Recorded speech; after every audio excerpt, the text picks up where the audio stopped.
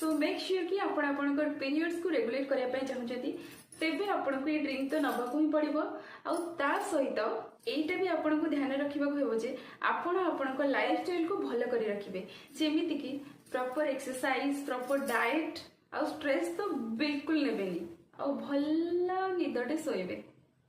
आम ओडिया बहु मानकर तो एसबू हबनी ना, हबनी माने हबनी, जेते कहले भी हबनी, जे कहले भी हबनी, डॉक्टर्स कहले भी हबनी, छाड़ हबनी तो हबनी आ कौन करबा। ए सबु पर भी जोटा मो पई हेल्पफुल हेची मो चाहूची आपण मानक सहित शेयर करबी।